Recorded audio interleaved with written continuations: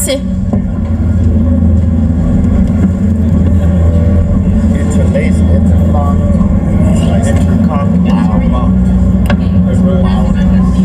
Hi.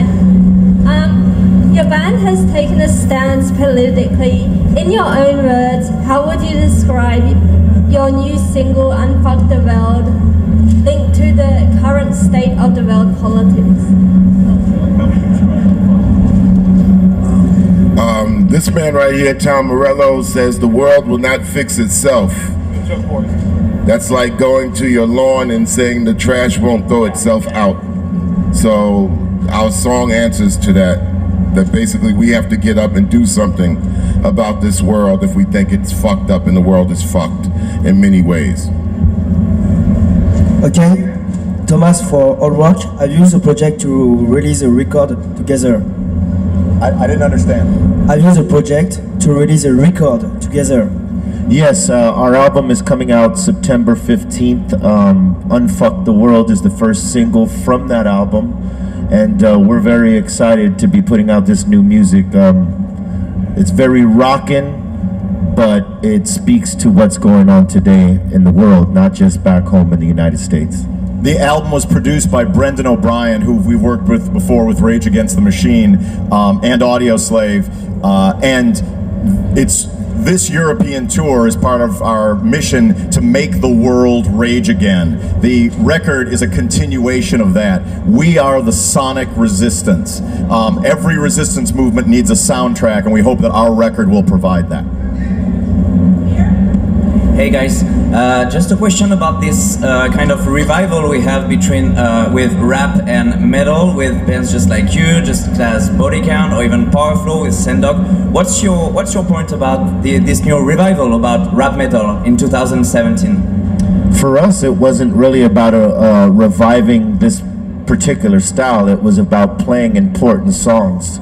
Eventually, as we were playing these songs, we felt that we had a undeniable chemistry, and we decided, let's take that chemistry into the studio.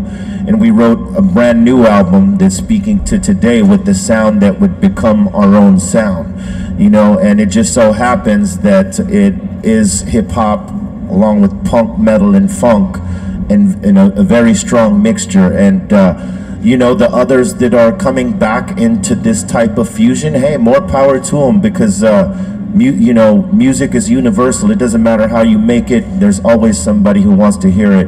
And this style was very powerful with the hip-hop and metal fusion.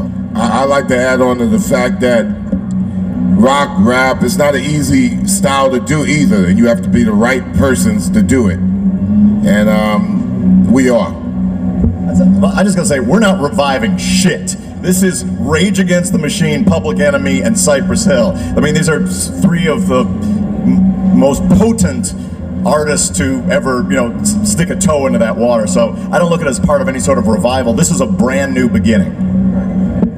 Hi guys, thank you for coming. First of all, we're very happy to have you here. And first question is, how do you feel the world is worse than 20 years ago? And secondly, to you, what are the tools to do a great revolution right now? Well, I'd say that you know, while some things have changed during the last 20 years, the struggle for human liberation predates the Trump administration and will continue long after it's gone. So we're one of the links in the chain of many people in many different vocations who are fighting for a more just and humane planet. We happen to be musicians, so we do it through our music. But there are plenty of people, you know, from the streets of the United States to the streets of Paris, who are standing up for their rights and standing up for a better planet.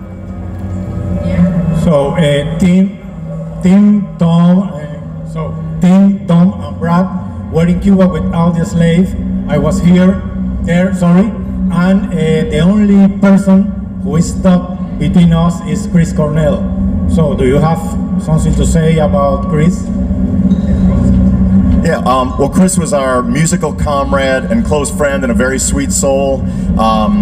His passing is a tragedy, and we love him very much, and we'll forever miss him. He's one of the, in my view, he's one of the people, he maybe, along with a couple other people, redeemed hard rock and heavy metal. He took the best of, with Soundgarden, took the best of the aggressive parts of metal, but infused it with intelligence and poetry, and made it all right for metalheads like myself and like us to not leave our brains behind with our musical muscle.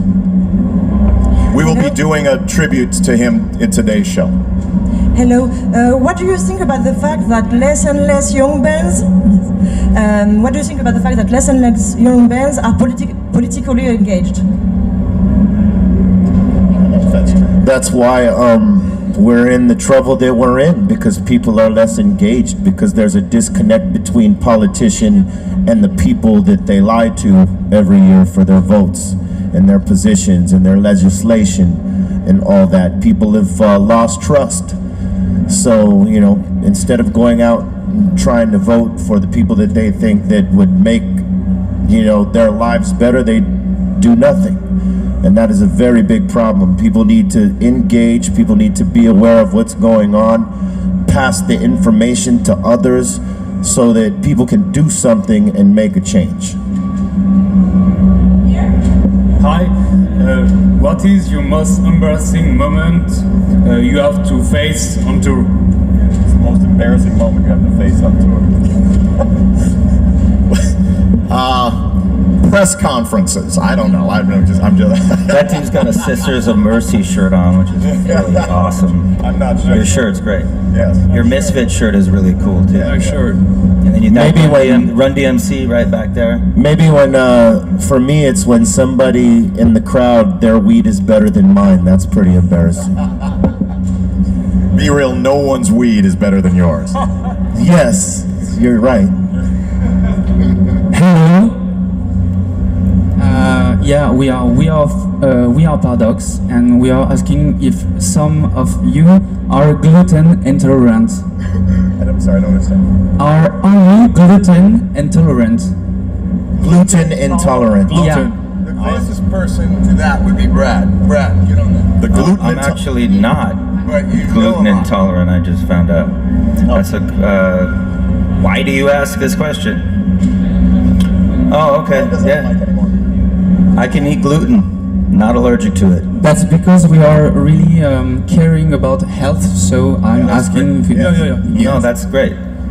Yeah. Well, I'd say as six, it's Father's Day. We are six fathers, and we are not in our 20s, so we do look after our health. You can see that we have our slim rock and roll figures still. So we're trying to.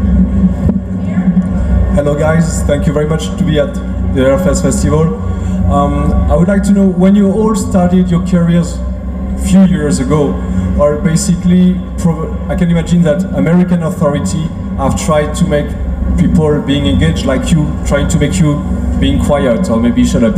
Is it easier nowadays that you are Rage Against the Machine or Cypress Hill or Public Enemy? Would you say the fight is actually easier? Is your message easier to go through, or do you still find the same opposition? Well, there's platforms available now.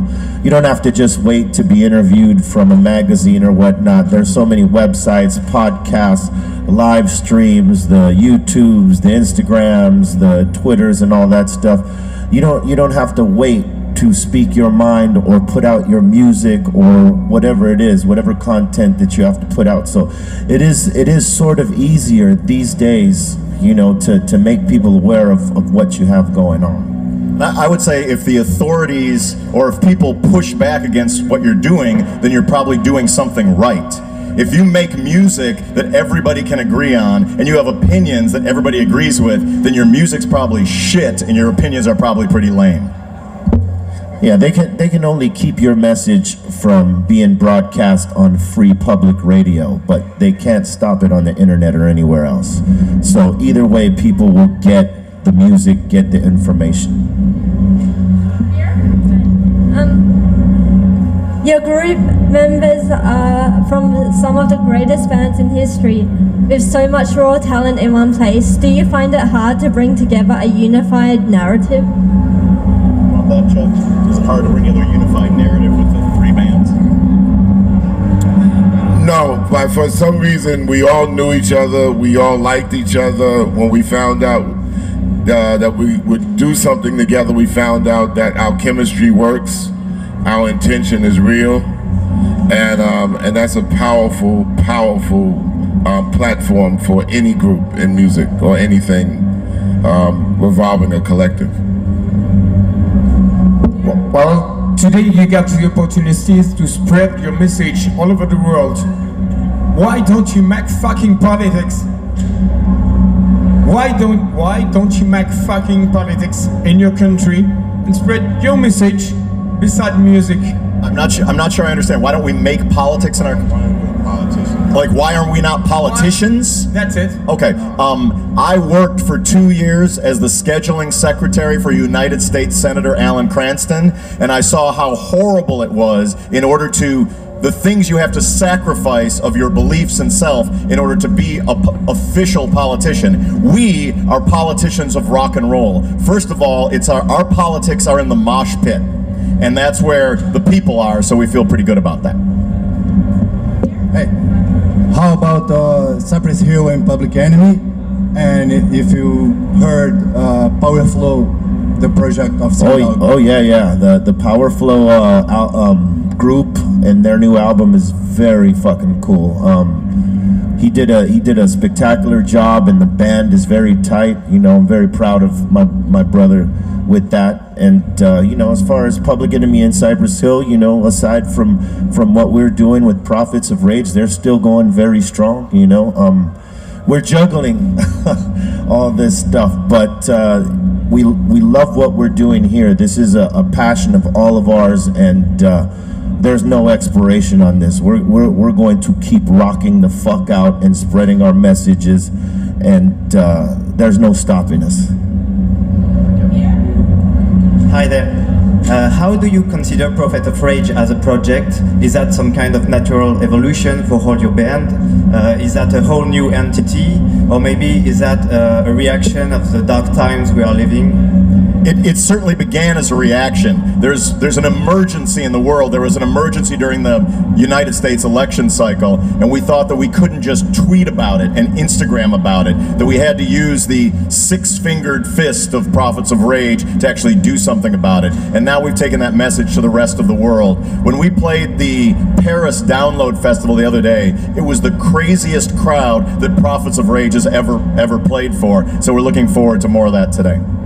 Yeah, and in that process, we realized this was not a project, it was a band, you know, something that we were going to continue to do, and not just for this election or anything else. There's a lot needed to be said, and we took up the responsibility and our united platform to rock the message across the world.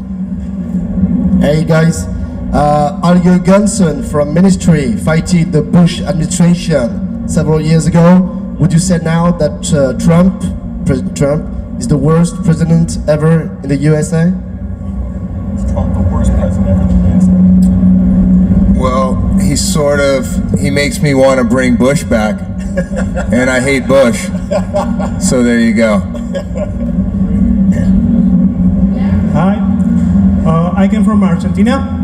I saw you last month, Maximus, was awesome. I want to ask you, I know that you know about what is Sanon in Neuquén? Factory, Sanon workers. So I want to know, how do you get involved with their fight, and if it is a chance that are you gonna play there sometime? Yeah, I don't know if we'll play there, but you know, from the beginning of our careers, 25 years ago, we've always tried to not just play music, but be engaged in real life struggles in the places that we play. That's an important part of the mission of Rage, of Public Enemy, of Cypress Hill, and now it's a very important part of the mission of Prophets of Rage as well. Here? Hi, good afternoon. Looking at new generations, I was wondering, for you, like 20 years ago, because I remember I was young enough to listen to the message of the grunge, Rage Against the Machines, do you think that it's more difficult to pass through that message to the younger generations, even though there is more technology?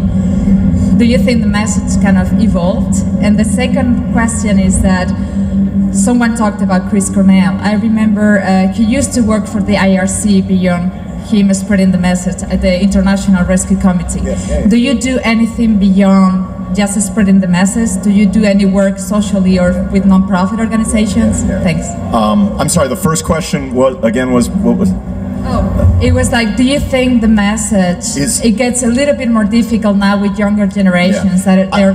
I would say, I mean, what a band can do is both reflect the times and try to change the times. I think in some ways we're following the lead of a lot of young people who are discovering resistance in the United States. The Trump administration, it's my hope, will bring into existence the movement that dethrones it. And that we hope to provide the soundtrack for that movement. So in some sense, like maybe we might be musical leaders of the resistance, but I believe that the resistance itself is led in large part by young people who don't want to see their planet all fucked up. And as far as our personal engagement, we've never not been engaged in social justice struggles. The first 8 shows that this band ever played in our history, we gave away 100% of the money for those shows to homeless organizations and activist organizations in those cities. We played on Skid Row, and our first show, proper show in Los Angeles, was on Skid Row for homeless people. We played at a prison outside of Los Angeles. We played at the protest of the Republican National Convention. So while the message is something that is important to transmit in the mosh pit and to have a great time and to have a great rock concert that hopefully contains some substance, that the real life social justice activism is equally important. It was the last question. Thank you so much, everybody. Thank you very much. Enjoy the show, and thanks very much. Please, at the end.